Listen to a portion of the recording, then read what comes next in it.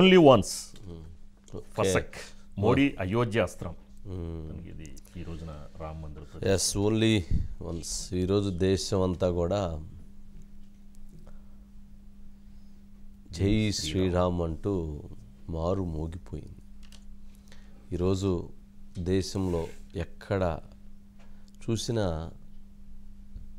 అయోధ్య రామ మందిర విగ్రహ ప్రతిష్టాపన గురించి అక్కడ జరుగుతున్నటువంటి ఆ కార్యక్రమాన్ని వీక్షించడం కానీ, అక్కడ జరుగుతున్నటువంటి ఆ కార్యక్రమాన్ని దానికి తగ్గట్టుగా గుడుల్లో కార్యక్రమాలు చేయటం కానీ, ర్యాలీలు చేయటం కానీ, ఒకటి కాదు రెండు కాదు, ప్రతి దగ్గర ఒక అద్భుతమైనటువంటి కార్యక్రమంగా ఇది చేయటం జరిగింది. సరే, మొత్తానికి విగ్రహ ప్రతిష్టాపన కార్యక్రమం అట్టహాసంగా అంగరంగ వైభవంగా జరిగింది. సరే, ఈ విగ్రహ ప్రతిష్టాపన కార్యక్రమంలో నరేంద్ర మోదీ గారు అక్కడ ఆ ప్రాణ ప్రతిష్ఠ చేసేటువంటి సమయంలో వారి దగ్గర ఆ కార్యక్రమాలన్నిటినీ కూడా నిర్వహిస్తున్నారు. అది 84 సెకండ్ల వీడియో ఏది అక్కడ జరుగుతుంది, అదే ముఖ్యం.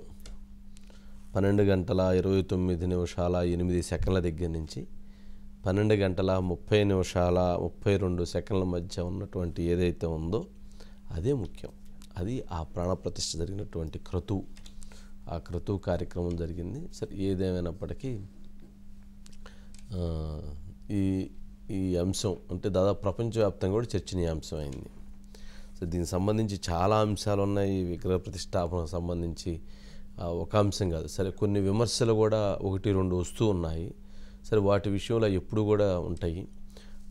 దీనికి సంబంధించి ప్రముఖులు ఎవరైతే ఇటు రాజకీయ రంగానికి చెందినటువంటి ప్రముఖులు కావచ్చు, అట్లాగే సినిమా రంగానికి చెందినటువంటి ప్రముఖులు, పారిశ్రామిక రంగానికి చెందినటువంటి ప్రముఖులు, అలాగే సాధువులు దాదాపు 7,500 మందిని మొత్తం మీద ఇన్వైట్ చేశారు ఈ కార్యక్రమానికి.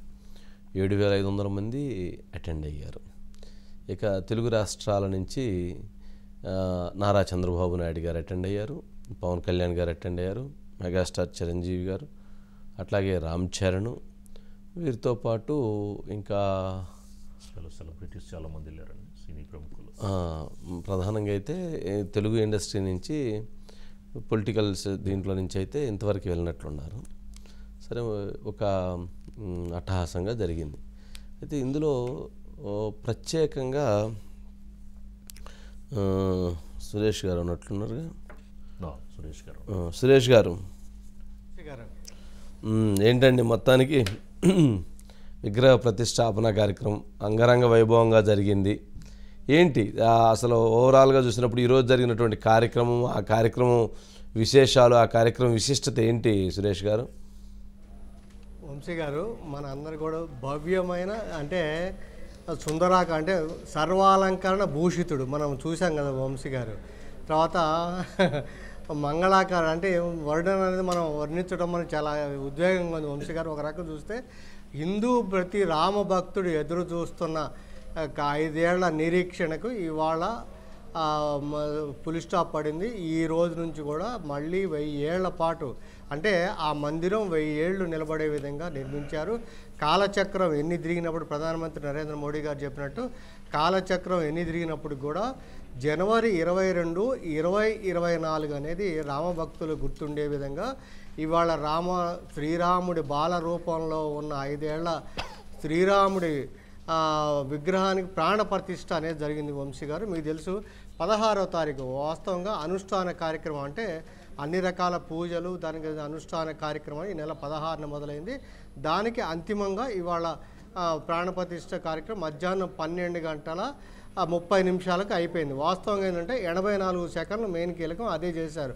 ఆ 84 సెకండ్లు అంటే 12 గంటల 29 నిమిషాల 8 సెకండ్ల నుంచి 12 గంటల 30 నిమిషాల 32 సెకండ్లు 8 నిమిషాల్లో మనం చూస్తే అర్థమవుతుంది. ఒకవైపు శంఖానాదం, ఇంకోవైపు ఇది పూజలు, తర్వాత మోడీ గారు వెళ్ళి పుష్పాలు అందించడం, ఇవన్నీ మనం చూసాం. అంటే అది పవిత్ర అభిజిత్ లగ్నంలో ఆ పవిత్ర ముహూర్తాన్ని నిర్ణయించారు. దానికి అనుగుణంగానే ప్రాణప్రతిష్ఠ శ్రీరాముడికి ప్రాణప్రతిష్ఠ అనేది కార్యక్రమం జరిగింది. ఆ రకంగా 500 ఏళ్ల నిరీక్షణ ఆ రకంగా ముగిసింది. ఇప్పటి వరకు కూడా శ్రీరాముడు మీకు తెలుసు 1528లో ఎక్కడైతే శ్రీరామ జన్మభూమి, శ్రీరాముడు అక్కడ జన్మించాడని ఆ విశ్వసనీయత, దాని మీదనే అది 1528లో ఆ రామ మందిరాన్ని కూల్చి దాని మీద మసీదు, బాబ్రీ మసీదు రావడం, అదంతా వివాదం జరగడం.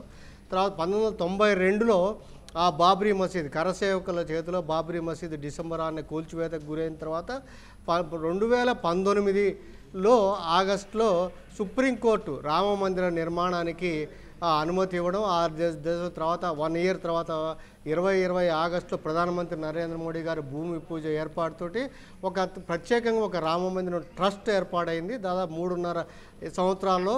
అయితే మొత్తం ఇంకా పూర్తి కాలేదు వంశీ గారు, ఇంకా టైం పడుతుంది, ఇంకా 1 ఇయర్ పట్టే అవకాశం ఉంది.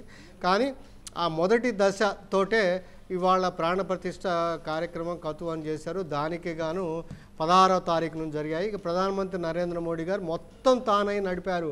ఆయన చేతుల మీద ప్రాణప్రతిష్ఠ కార్యక్రమం జరగడం ఒకటైతే, ఈ 11 రోజులు అంటే ఈ నెల 12వ తారీఖు నుంచి అనుష్ఠానంలో ఉన్నారు. అనుష్ఠానం అంటే ప్రధానంగా ఏంటంటే ఆయన ఓన్లీ కొబ్బరి నీళ్లు నేల మీద పడుకోవడం, అంత కఠిన ఉపవాస దీక్ష అనుకోవచ్చు, అలాంటి పాటించారు. అదేవిధంగా శ్రీరాముడికి సంబంధించిన పురాతన దేవాలయాలన్నీ కూడా ముందుగా నాసిక్కి వెళ్ళారు. నాసిక్ అంటే పంచవటిలో వనవాస సమయంలో శ్రీరాముడు ఎక్కువ గడిపింది అక్కడ పంచవటి కాబట్టి ప్రధానంగా పంచవటికి వెళ్ళారు. అక్కడ రామాలయం, తర్వాత ఇక్కడ నిన్న తమిళనాడు శ్రీరంగం వెళ్ళారు, రామేశ్వరం వెళ్ళారు. తర్వాత ధనుష్కోడిలో ఎక్కడైతే శ్రీరాముడు రామసేతు నిర్మాణం మొదలైందో అక్కడ ధనుష్కోడికి వెళ్ళారు. అక్కడ పురాతన కోదండరామ దేవాలయంలో దీన్ని ప్రారంభించిన తర్వాత ఇవాళ అంటే ఇప్పుడు అనుష్ఠాన ముగింపులో భాగంగా ఇవాళ ఉదయం ఆయన అయోధ్య 10:30 సమయంలో అయోధ్య చేరుకొని గర్భాలయానికి వెళ్ళారు. గర్భాలయానికి వెళ్ళేటప్పుడు మనం చూసాం, అంటే ఒక వెండి ఛత్రం, తర్వాత పట్టు వస్త్రాలను పట్టుకొని మొత్తం మీద ఆ 32 మెట్లు ఎక్కాలి వంశీ గారు. ఆ దివ్యమైన 2.77 ఎకరాల నిర్మితమైన ఆ రామమందిరం, దివ్యమైన రామమందిరం వెళ్ళాలంటే ముందుగా 3 అంతస్తుల నిర్మాణం అది. అయితే ముందుగా 32 మెట్లు ఎక్కాలి. ఆ 32 మెట్లు ఎక్కి ఆ గర్భగుడిలో అదంతా పట్టుకొని వెళ్ళి అక్కడి వరకు వెళ్ళి తర్వాత అప్పుడు పూజా కార్యక్రమం మొదలైంది. అయితే ముందుగానే 14 జంటలను ఏదైతే ప్రాణప్రతిష్ఠ ముగింపు క్రతువులో పాల్గొనడానికి 14 జంటలను ఎంపిక చేశారు. అందులో మనకి అన్ని వర్గాలు అంటే దళితులు ఉన్నారు, తర్వాత ఆదివాసీలు ఉన్నారు, ఇతర దేశ నలుమూలలు అంటే తూర్పు, పశ్చిమ, ఉత్తర, దక్షిణం అనే లేకుండా అన్ని రాష్ట్రాల నుంచి కూడా ఆ ప్రాతినిధ్యం వహించే విధంగా ఆ జంటలను ఎంపిక చేసి అందులో పాల్గొన్నారు. ఇక ఇటుపక్క చూస్తే ఆర్ఎస్ఎస్ మన ప్రధానమంత్రి మోడీ గారు, ఆర్ఎస్ఎస్ మోహన్ భగత్ గారు, తర్వాత యూపీ సీఎం యోగి గారు, తర్వాత ఆనందబెన్ గారు, వీళ్ళు వీళ్ళ సమక్షంలో మొత్తం మీద ఆ ప్రాణప్రతిష్ఠ కార్యక్రమం చివరిలో జాగింది. మీరు చూసాం అంతా 7,500 మంది ఆహుతులు పైగా సమక్షంలో. అంటే మీకు తెలిసి ఎక్కడికక్కడికి ఎల్సీడీ ఏర్పాటు చేశారు, కానీ అక్కడికి రావద్దని చెప్పారు. కాబట్టి ఎందుకంటే ఇక మొత్తం పూర్తి కాలేదు కాబట్టి దాదాపు సుమారు 7,000 మంది మొత్తం వచ్చారు. అందులో 4,000 మంది సాధువులే ఉన్నారు, ఎందుకంటే వాళ్ళు ఇన్వైట్ చేసిన వాళ్ళు. తర్వాత ఒక 506 మంది వరకు కూడా వీవీఐపీఎల్ని ఎవరైతే మీరు చెప్పినట్టుగా సినిమా వాళ్ళు కానీ, తర్వాత మనకి పారిశ్రామికవేత్తలు కానీ, రాజకీయ ప్రధానంగా ఈ 3 రంగాల నుంచే ఎక్కువ మందిని ఆహ్వానించారు. వాళ్ళందరూ కూడా మనం చూసాం, అందరూ కూడా ఆహుతులు, వాళ్ళందరూ కూడా వాళ్ళ సమక్షంలో ఒకవైపు రామనామ స్మరణ మిన్నంటుతున్న తరుణంలో ఆ దివ్యమైన మంగళ రూపానికి శ్రీరాముడికి ఆ బాలరాముడికి ప్రాణప్రతిష్ఠ జరిగింది. వంశీ గారు 51 అంగుళాలు 5 ఏళ్ల బాలరాముడికి 51 అంగుళాలు, అది శ్యామల శిల అనమాట.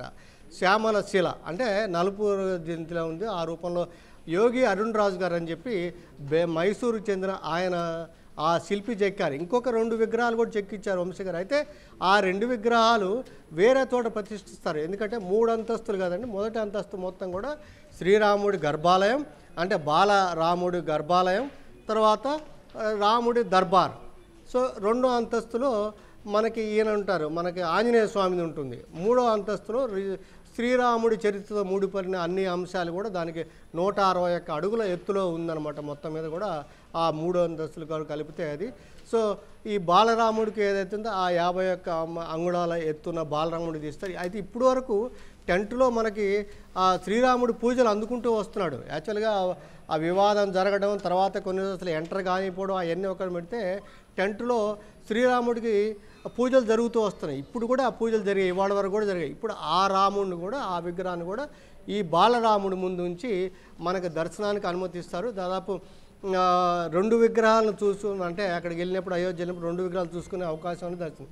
అయితే ఈరోజు ఏంటంటే ఎవరైతే ఆ 7,500 మంది ముఖ్యమైన అతిథులతో పాటు వాళ్ళందరికీ కూడా ఇవాళ దర్శనం అవకాశం కల్పించారు. అయితే ఈ రామజన్మభూమి ట్రస్ట్ ప్రకటించిందంటే రేపు నుంచే మనకి జనరల్ పబ్లిక్కి వాళ్ళకి అనుమతిస్తామని చెప్పారు వంశీ గారు. ఏంటంటే ఇప్పుడు వరకు సమాచారం ప్రకారం ఉదయం 7 గంటల నుంచి 11:30 వరకు, తర్వాత మధ్యాహ్నం 2 నుంచి మళ్ళీ రాత్రి 7:30 వరకు కూడా దర్శనానికి అవకాశం ఉంది. అయితే ఒక నియమావళి అంటే ఇప్పుడు మీకు తెలుసు వెంకటేశ్వర స్వామికి సుప్రభాతం ఎప్పుడు ఏ సమయంలో ఏంటి అని చెప్పని కార్యక్రమాలు ఉంటాయి. అదేవిధంగా కూడా శ్రీరాముడికి ఇప్పుడు 3 సార్లు ఆరతిస్తారంట. ఆ బాలరాముడికి 3 సార్లు ఆరతిస్తారు. ఆ రకంగా ఉంది. అదే సమయంలో ఇంకా ఇప్పుడు అక్కడ ఇంకా మిగతా ఆలయాలు నిర్మితం అవుతున్నాయి. మోడీ గారు కూడా చెప్పింది ఏంటంటే అక్కడ చెప్పింది ఏంటంటే ఇంకా ఆలయాలు అనేవి నిర్మితం అవుతున్నాయి.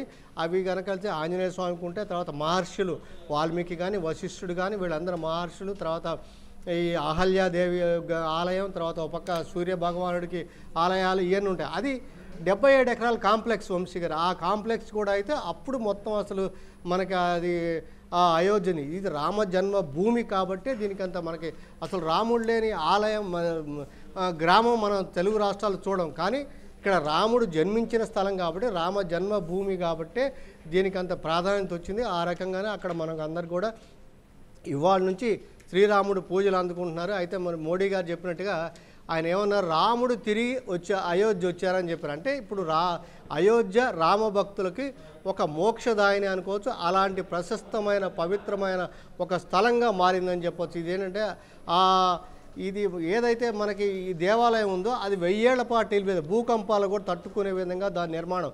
ఎక్కడ కూడా స్టీల్ వాడలేదు, కేవలం రాయి, పింక్ రాయి అంతా కూడా వాడారు. అంటే రాజస్థాన్ నుంచి కొంత పింక్ తీసుకొచ్చి ఆ రాయి వాడారు. ఆ రకంగా మనం చూసాం. 44 ద్వారాలు వంశీ గారు మొత్తం మీద ఆ ఆలయానికి 44 ద్వారాలు ఉన్నాయి. 392 పిల్లర్స్ ఉన్నాయి, స్తంభాలు.